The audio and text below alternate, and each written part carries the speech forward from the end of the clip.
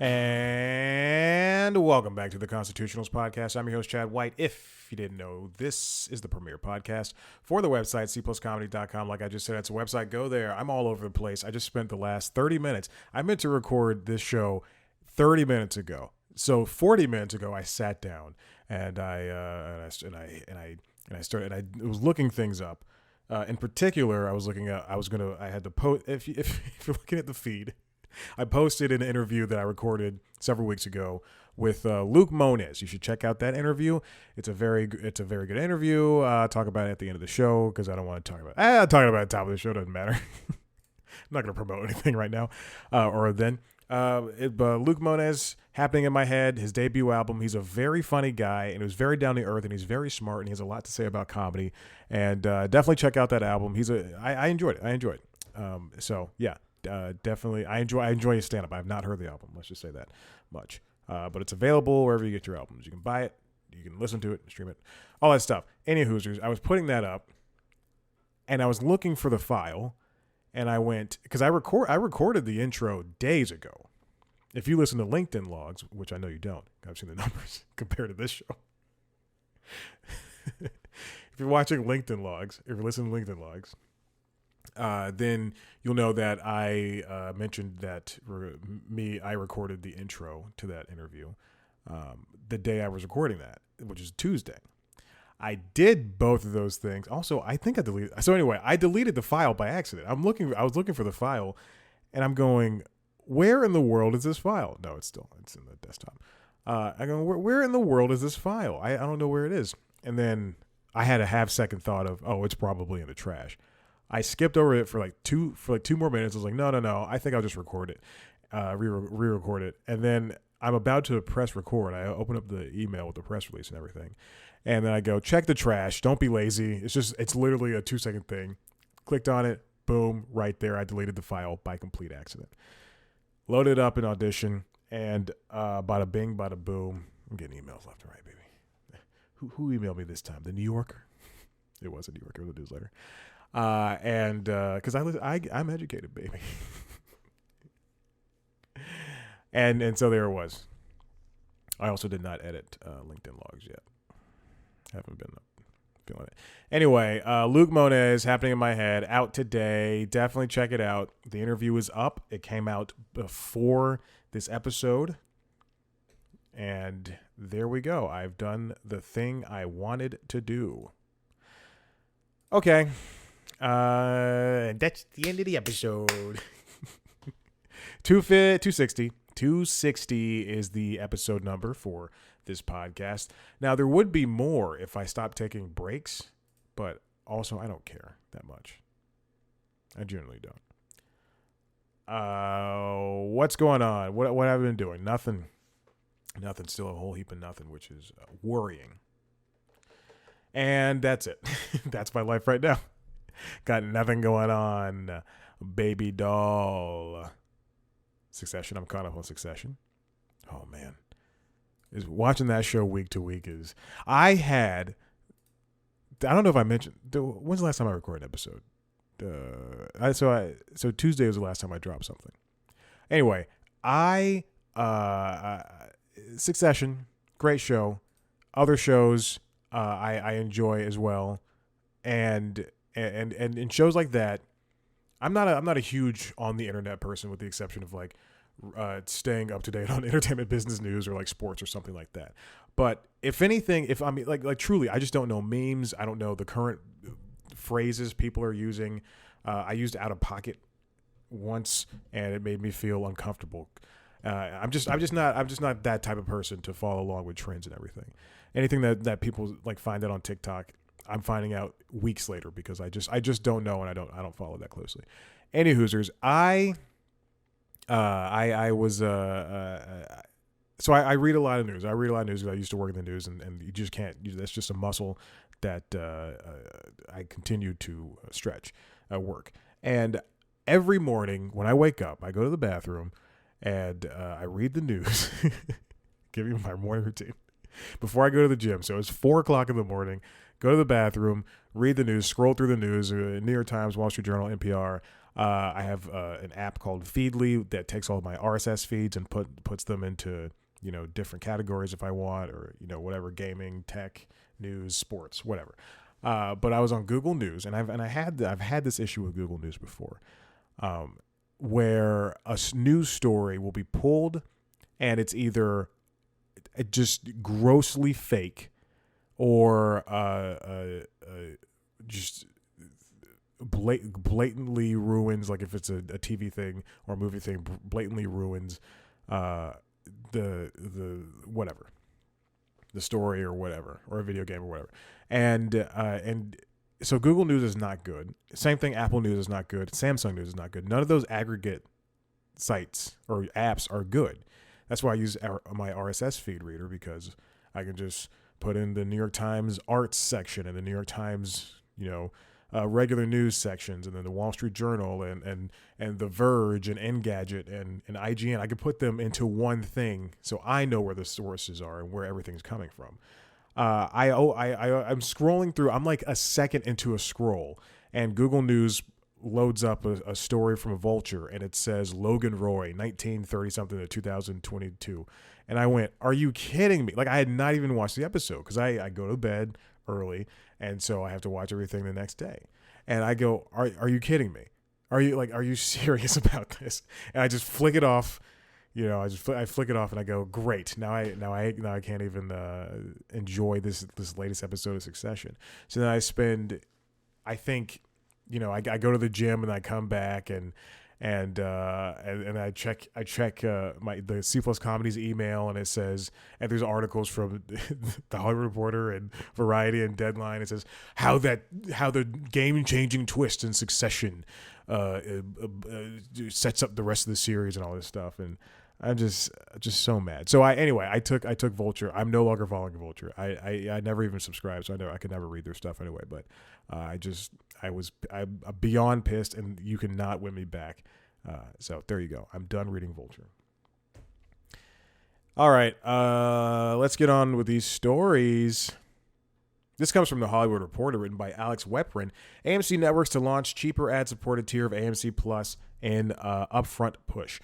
Now we're in this world of streaming now, and linear has just been declining for the past couple of years, maybe like decade or so, and it's been unfortunate to see the fall of it. I mean, mostly because I would say of cable providers charging out the wazoo. I think a lot more people would have linear TV broadcast and cable, rather. I think they would have cable if Charter Spectrum and Verizon Fios and YouTube TV and Hulu Live TV, if they were cheaper products, if there was an ability to like I think DirecTV would still be in its heyday, and Spectrum would be in its heyday if they treated cable like how people treat, or how companies treat streaming. And having Netflix having an ad supported product, or just an $8.99 product where you can watch a 720p. God, I don't know why you would do that. Not in today's day and age. But watching a 720p a stream, only a single stream for that, for their one home. I think that is, while it's not the most successful thing, especially now, it is something that people want stridently over an ad-supported stream or paying $20 for 4K streaming. I mean, even look at HBO Max or Max now. It's going to be there's going to be a $25 version and I think 20 or 25 or 22, one of those numbers, and then the ad-supported version, and then the regular version without 4K streaming. Stop charging for 4K. 4K should be just like 1080p should be the standard. 4K should be the standard. Stop charging for it.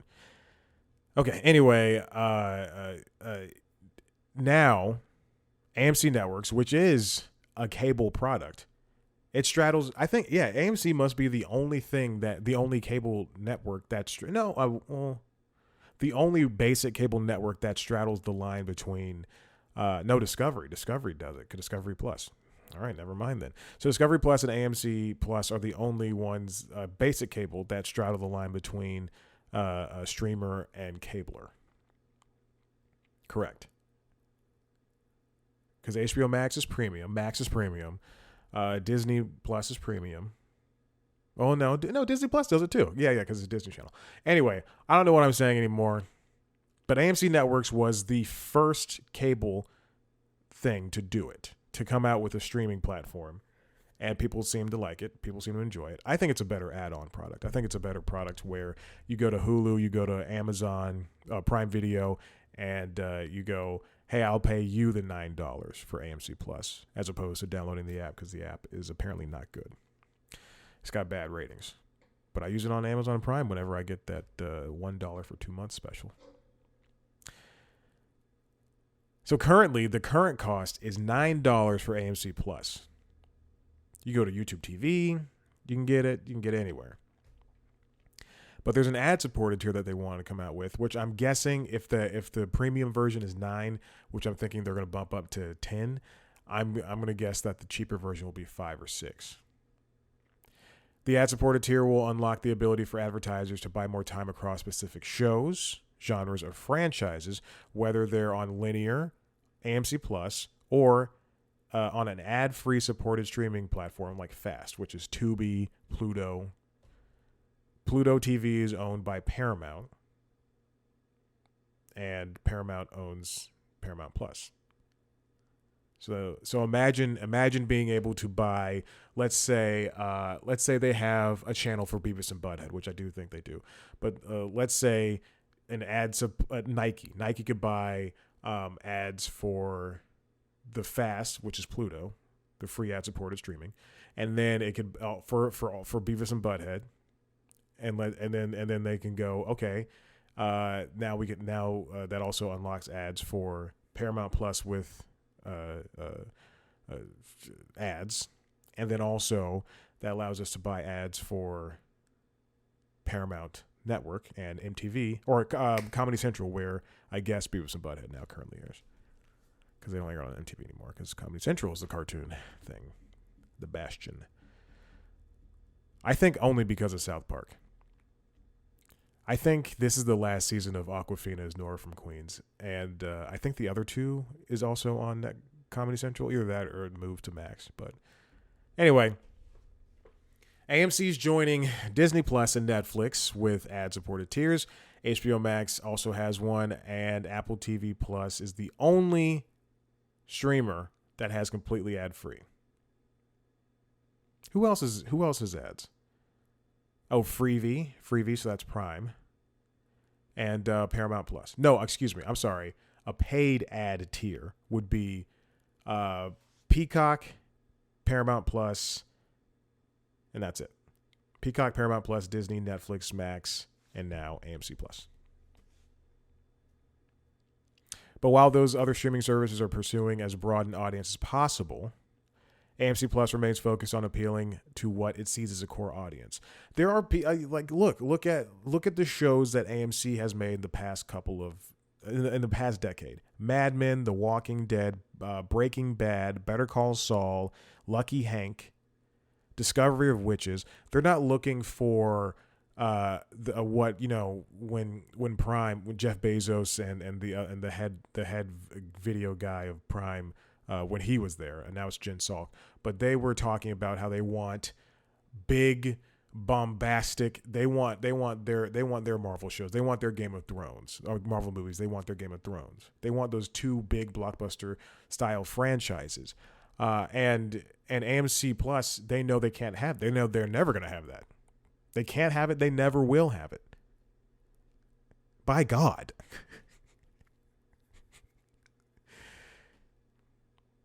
So when advertisers, when they buy ads for, you're never going to see an ad for, I don't know, Dole pineapples on Lucky Hank or Better Call Saul. You're not going to see these, something that everybody can be into. You're only going to see probably more niche companies buying ad space, ad time, because that's where they do well. And it makes sense for AMC to do that. So they're going to be doing that at their upfronts in a month or so, a couple of weeks here. AMC Networks also announced an advertising insights and data platform for media buyers and advertisers called Audience Plus, meant to help marketers map out specific target audiences. For example, a buyer with inventory across their channels, AMC Plus and AMC's Fast channels, could see who is watching and where and adjust accordingly. So, prepare to see essentially more targeted ads if you are somebody who enjoys the environment that is AMC. Like, imagine you get a PlayStation 5 commercial for the video game. I don't know. Hold on. Last of Us just came in. Horizon Zero Dawn. No, Horizon Burning Forest. What is that game? Horizon Zero Dawn is the first one. Horizon Flooding Isles. I have a computer in front of me. I will not look it up. The second Horizon Zero Dawn game. There's a new expansion that just came out, and so you're probably going to see ads for that, because I would bet that young men 18 to 34 are very big into watching AMC Plus. If that, I guarantee it's at least 34 to 56, which is not a good age range. Anyway, for TV, for life. Hey, let's move on to the next thing. I would like to talk about, I'm going to move this up. This comes from Hollywood Reporter, also written by Alex Wepper. Netflix to shutter legacy DVD by mail business. Now, typically, I'll try to go, from like Variety to Deadline to New York Times or whatever. But I also, the thing that happens is, wherever I see the link come in first, I'm going to attribute that as the first thing I saw. And so I probably saw, there's two New York Times articles in this episode, as well as 3 THR Hollywood Reporter ones. So my bad. But usually it's a Variety showdown. So there you go. Netflix is ending its mail-in business. September 29th, 2023, you'll no longer be able to subscribe to Netflix and get DVDs by mail. That's how the company started out. That was their bread and butter before streaming became a big business. Little known fact, my family had Netflix for the longest time. I think it started, it's 25 years old. Yeah, so probably, we had it for when I was in high school. So we probably had it for a long time, because it was an alternative to going to Blockbuster. And then sometimes I would try to convince my mom to take me to Blockbuster while also getting another DVD in the mail. Oh my gosh. Getting that DVD, like the DVD in the mail, was so great, because it could be a new movie that you put on the list, and then you just rip it open and it's just there. Sometimes they're a little scratched up, but man, there was nothing like, because it was so different. Like going to Blockbuster and getting the movie, or just like even getting a Netflix DVD in the mail, was just, oh my gosh. I enjoy it. It just brings something better than, me sitting down and watching Murder Mystery 2. Watch both murder mysteries back to back, and you'll appreciate them more. And don't go online. Just watch the movies. And don't get high or get drunk. Just watch the movies. Just enjoy it. Then people will be like, "Oh, but Spider-Man." Just enjoying their stupid Marvel movies. Years before it ever streamed TV shows or movies, Netflix launched with a simple idea: replace the outmoded DVD rental experience by delivering DVDs to customers and letting them mail them back whenever they're done. The first movie they ever shipped was Beetlejuice. That's very funny. The DVD division has shrunk over the years. It had $146 million in revenue in 2022 and $183 million in 2021, down from $239 in 2020, and in Q1 of this year, it took in just $32 million. Wow. I enjoy it. I think it's still a good business. And then there's at one point they tried to spin it off into Quick, I think QWIK, and that didn't work. And they're just, I guess they're just like, all right, well, we'll keep it. And now it's ending. Wow. Netflix, the writing's been on the wall for years. Netflix hasn't broken out how many DVD subscribers it has in 2019. I mean, Jesus. I think it's still an important part of the business. There are people like me who collect movies. I have that there's a black book. If you're watching the video, there's a black bookcase. You see my dining room table, and then you see the bike I use for Peloton, and then if you look above that, next to the photo of the Rat Pack, the poster of the Rat Pack on the wall above the couch, there's a big black bookcase, and that is all DVDs. It's all TV shows and movies, not collector's editions, but special editions and everything. It's everything from DVDs I've had from when I was like from the late 90s and early 2000s all the way up to 4K Blu-rays I bought just a couple of months ago. And I like collecting only movies I want to watch. There are people who have just hundreds and hundreds of video games and movies that they all can't play at once. And I just want to collect movies and TV shows and games that I want to watch and play. But there is a big, and I know this is about renting from Netflix, but I still think there's a huge business for just like vinyl. Vinyl is coming back. Vinyl is back rather. People would want, especially because hold on, let me finish these thoughts. There's a big business for physical media. People want to be able to hold on to things. If you look at one of the big concerns as to why I collect physical things. Quickster was the name of the company that Netflix was trying to spin it off to. What I want is there's at any point in time, Apple could go, we don't want to sell music anymore. You're done, and we're going to cut it off. Amazon could go, we don't want to stream movies anymore and TV shows. You're done. We can cut it off. We're going to cut it off. I've seen video games get removed from the PlayStation Store and an Xbox Store, Microsoft Store, and now there's tons of games from Nintendo consoles that we can't play unless you have an SNES or a GameCube, and that's why people have ROMs and emulators and things. That's why my Steam Deck has so many Pokemon emulators, because I just want to be able to play Pokemon from the Game Boy or Pokemon from really Game Boy Advance. I don't want to go back to Red and Blue. I'm tired of those. I played those literally hundreds of times. I've just so many hours wasted when I was a child. But at any point, those companies can go, we don't want to do this anymore. And now it's great to be able to, with the exception of some games, I think a lot of games are now tied into an online aspect. And if your Xbox or your PlayStation aren't online, then you can't play those games because it thinks you don't own them. But I can sit down and go, I can have two versions of the Reno 911 movie. Reno 911 Miami. I can have two versions of that because there, for some reason, are three different DVDs, but two of them are completely different.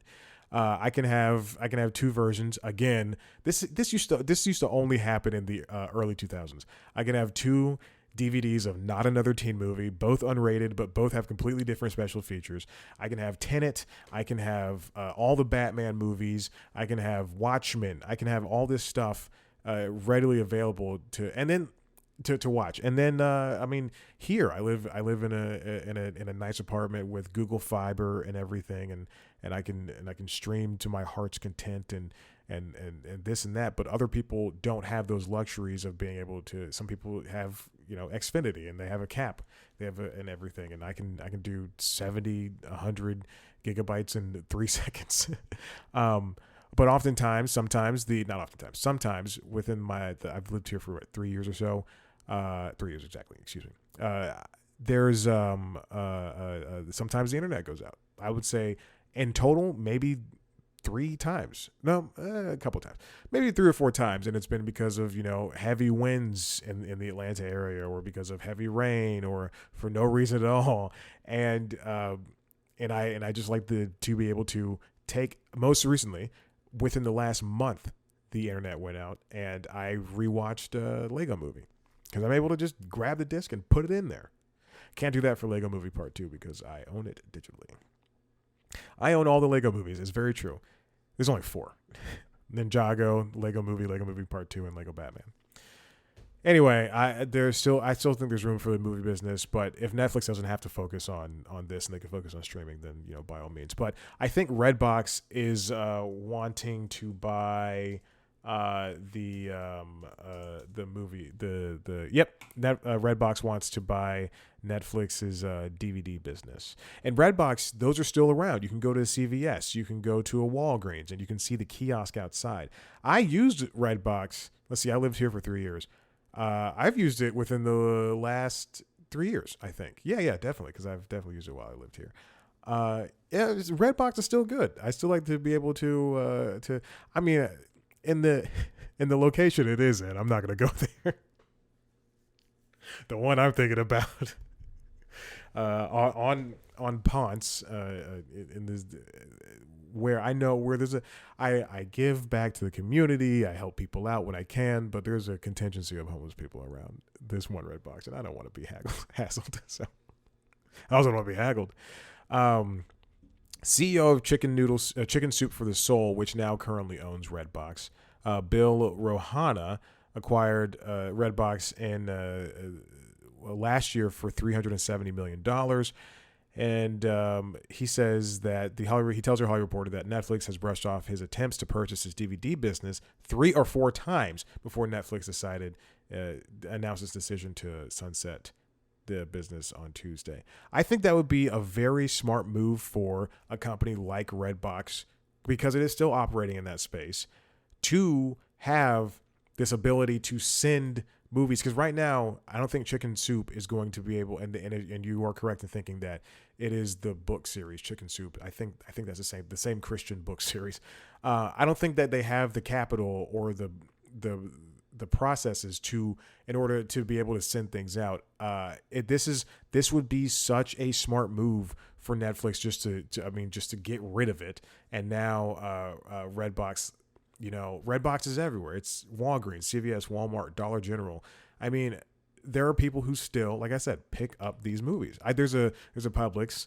This is going to sound so bad. There's a Publix in Atlanta, again, that has a lot of unseated characters hanging around it, but there are 2 Redbox kiosks in the front. When there's a police officer at your Publix, just standing outside, waiting for, there's a couple officers just waiting, Come on. That's not the Publix I go. I go to different Publix. Anyway, this would be, I really hope that Chicken Soup is able to pry this business away from Netflix, because it makes no sense there are 2 different categories. It'd be like, The Weeknd being mad at, I don't know, let's see, who else does music? The Chicks, it'd be like The Weeknd and the Chicks being mad at each other because they're both doing music. But Netflix is doing streaming, Weeknd is doing R&B, the Chicks are doing country, Redbox is doing DVD. Now Redbox does have streaming, offers and everything. You can rent and buy movies on Redbox's app. I don't know why you would do that. Same thing for the AMC Theaters app, but you can do that. You can do it. Okay. This next one comes from, now we can do this story, which I talked a little bit about in LinkedIn Logs. This is from the New York Times. Written by John Copeland and Brooks Barnes. Hollywood writers approve of strike as shutdown looms. So now there's a contract that expires from the Writers Guild of America, or WGA, from heretofore. Writers Guild of America. That said, more than 9,000 writers approved a strike authorization with a 98% vote. On May 1st, when the contracts with major Hollywood studios expires, the heads of the Writers Guild, both the East Coast and West Coast, can go, okay, we're going to strike, and no one's going to write TV shows and movies until we get what we want. This is not, the strike authorization is not saying they're on strike right now. They're saying there's a possibility, there's a chance, and we will do it. And we have the votes to do so. It's the one of the biggest issues right now. This is if you'll remember in 2008, 2007, the Writers Guild writers all striked at that time because for monetary reasons, and this is happening again because writers aren't getting the respect they deserve, especially in this era of streaming. There's a lot that goes into it, and these contracts are ratified every couple of years, but The one of the biggest things is streaming. Let's say you write a show for Disney Plus. Disney's going to take a majority of the money every single time. You're essentially just going to get a pittance for working there. Pittance. This comes from Winston Cho at The Hollywood Reporter. Los Angeles filming days decline amid studio uncertainty over potential writer's strike. Now, this is a little tidbit. I saw a headline that said Ted Sarandos, the head of Netflix, wasn't worried about the writer's strike because Netflix has like a glut of releases for the remainder of the year, just like I guess like sitting in in their back catalogs, and that seems just kind of what's the word I'm looking for? Like he's not hearing and understanding that there's a real issue when it comes to the writers, and not being able to get paid for these projects that they're doing. TV shooting. Local office Film LA attributed the drop-off to suspension of production decisions, quote, pending the outcome of corporate restructuring actions and industry labor negotiations. The first shooting quarter that ended in March saw a 7,476 shoot days, according to Film LA. The figure represents a 24% decline from the same period last year. At the same time, Los Angeles was enjoying a production surge due to a backlog of content stalled by the COVID-19 pandemic. The film office reported that the start of 2022 was the busiest first quarter ever, with 9,832 shoot days. The latest report shows that the post-COVID production surge has stopped. Okay. In 2017, a last-minute deal was struck with studios not long after 96% of the writers voted to authorize a strike. The strike in 2007 lasted for 100 days and cost Los Angeles economy $2.1 billion. And what happens with a strike is you're not going to get SNL. You're not going to get late-night shows. You're not going to get shows that had writers' rooms that were about to start production. You're not going to get anything. Pretty much. Writers are working a lot. It's funny because like my entire life I wanted to be a writer, and I went to school for writing, and I'm reading this, and I'm just going, well, this is the job I'm getting into, even though all of my background is in producing. There are job cuts coming from all over. Warner Bros. Discovery was part of that. Disney, Paramount, Apple, everybody's cutting jobs. The writers have taken particular aim at so-called mini rooms. They're not sympathetic to the job cuts around the world, around the studios, writers have taken particular aim at so-called mini rooms. There's no one definition of a mini room, but they have proliferated in the streaming era. In one example, the studios will convene a mini room before a show has been picked up by a studio and scheduled to air. A small group of writers will develop a series and write several scripts over 2 or 3 months. But because studios have not yet ordered the series, they will use that as justification to pay writers less than if they were an informal writer's room. Oh my gosh, said union leaders. They didn't say, oh my gosh, I added that. And given the relatively short duration of the position, those writers are then left scrambling to find another job if the show is not picked up. Wow. That is a shocking thing to hear.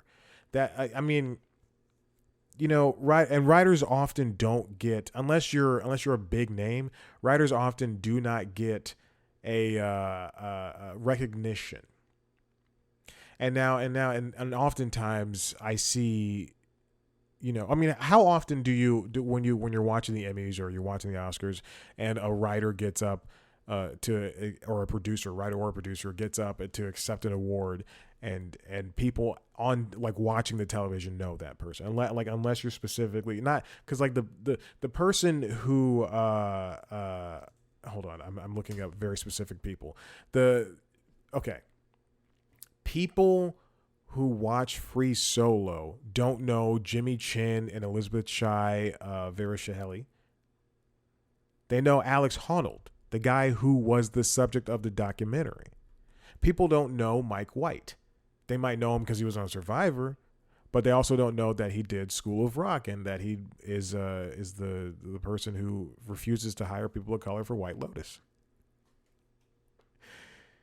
People know Andy Samberg, and he happens to be a writer, but that's because he is already a big name. Same thing for Tina Fey.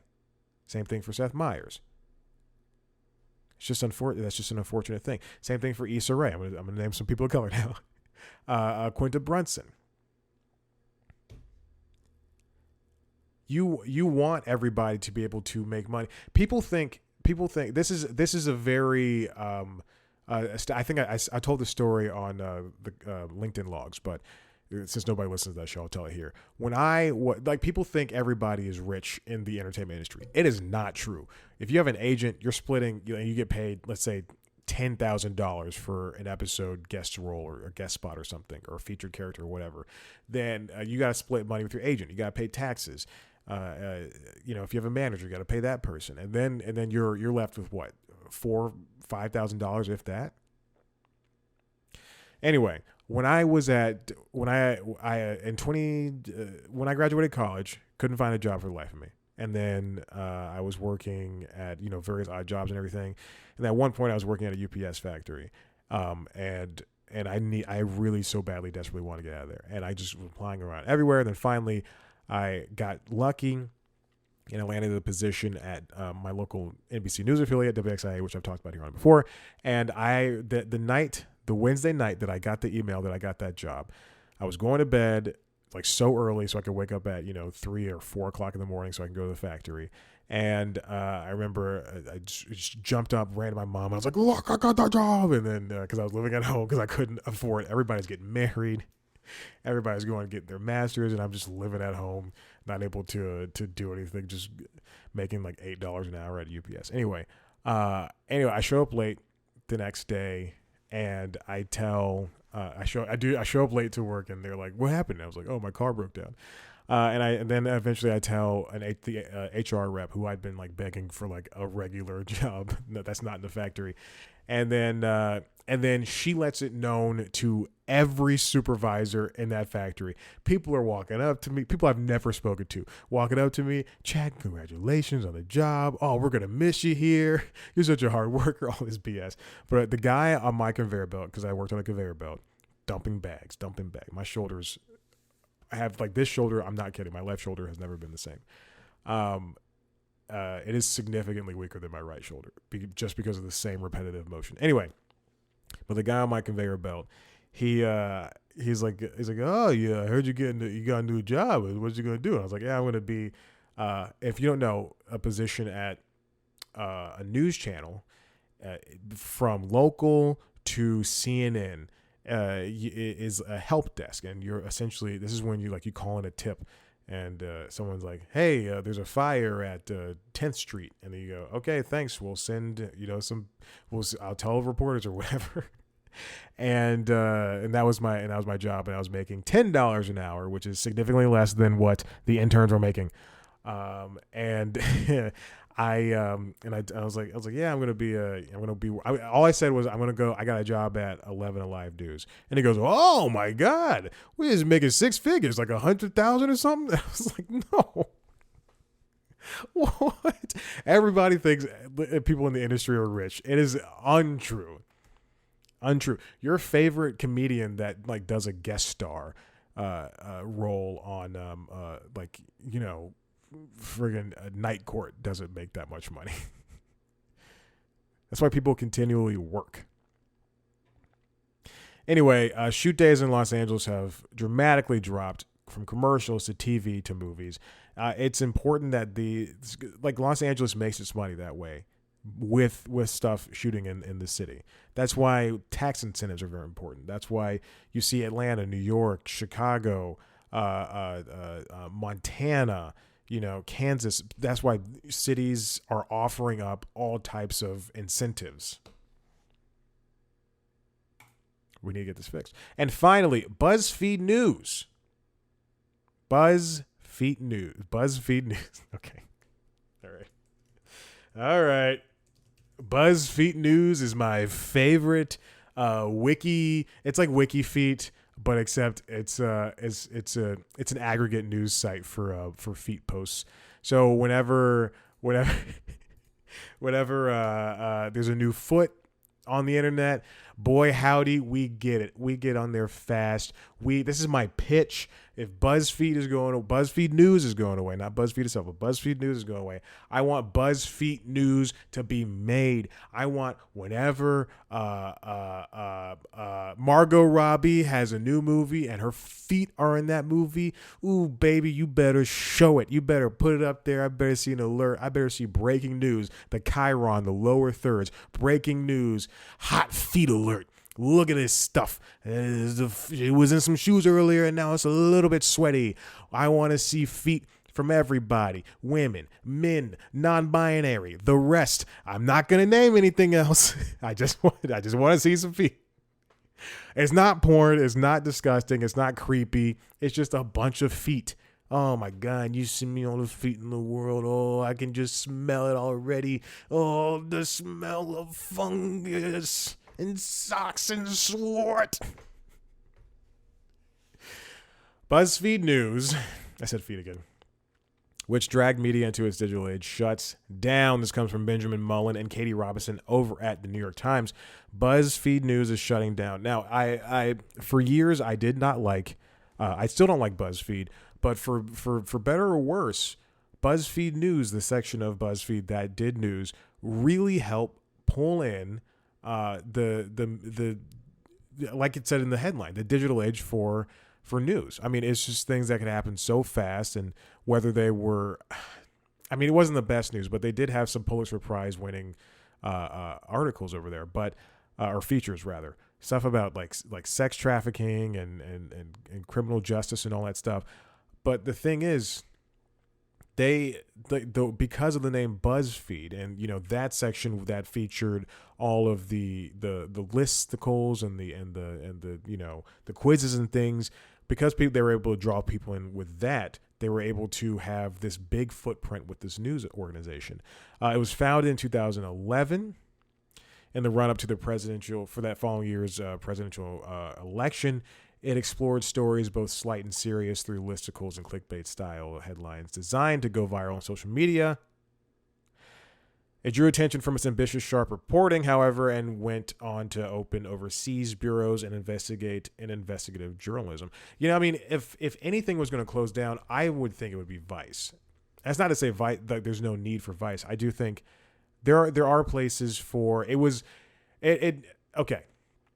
BuzzFeed News did have people from New York Times and Bloomberg and Wall Street Journal, and they were able to be brought in and do kind of the similar work that they were doing on those sites. But what BuzzFeed News and Vice have is they're an ability to talk to a younger generation as opposed to the Wall Street Journal. Because who's subscribing to that besides me and 50-year-old men who love seeing numbers go up and down.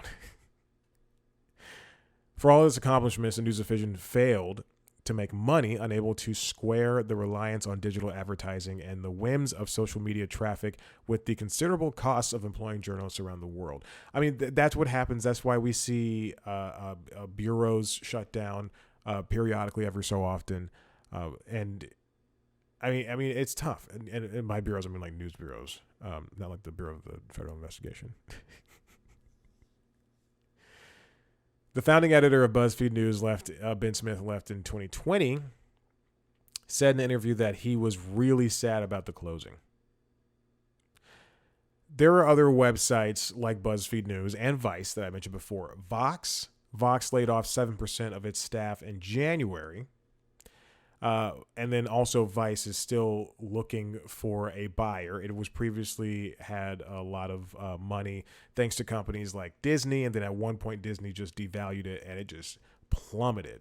I think it took its value from $1 billion or $2 billion down to several hundred million, which is a big drastic step.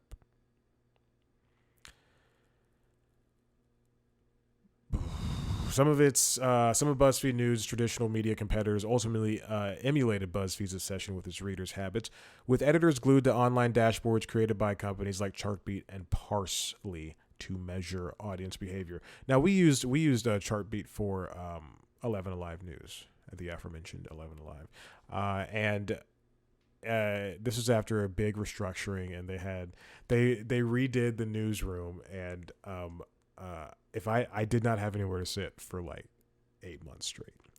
So I would just this is when I went from help desk to digital producer, when I just made my own, still same amount of money. I just made my own title, and I didn't have anywhere to sit, and they made a new help desk, but it was for the current producer who was going to if they finished the morning show, they would have the producer for the afternoon show and the evening shows. So that person would sit there, and then a line producer, and then like the real digital editors, and then the two people who were in charge of the help desk. So it was usually like one person who would essentially send out the assignments. He wasn't an assignment editor. He would send out the assignments, be like, hey, Matt, you need to go to,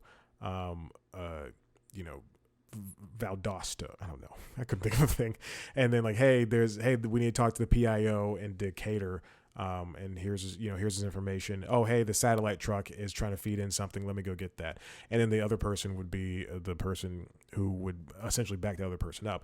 And then there was another help desk person, which was me. I was the third person. But anyway, there was no room at this now, I think, a pick shaped. So it looked if you're watching the video, but it looked kind of like almost like a very round triangle. And they had, 7 seats for them and none for me. Anyway. What was I talking about that for?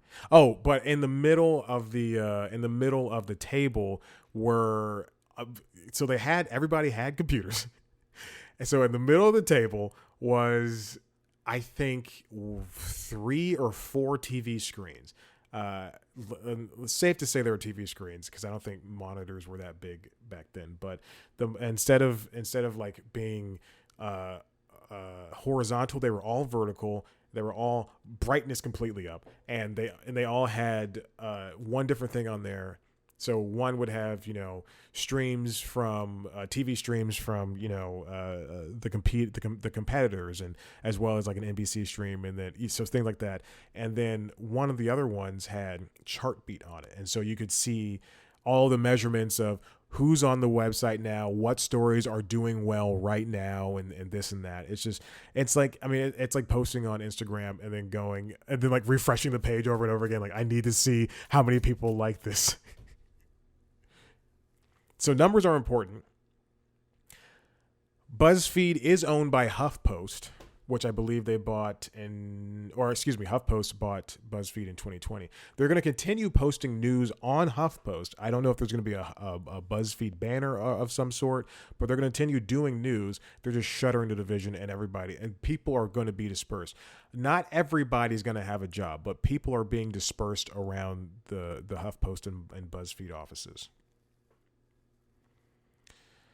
Financial pressures on the news division had been apparent for years.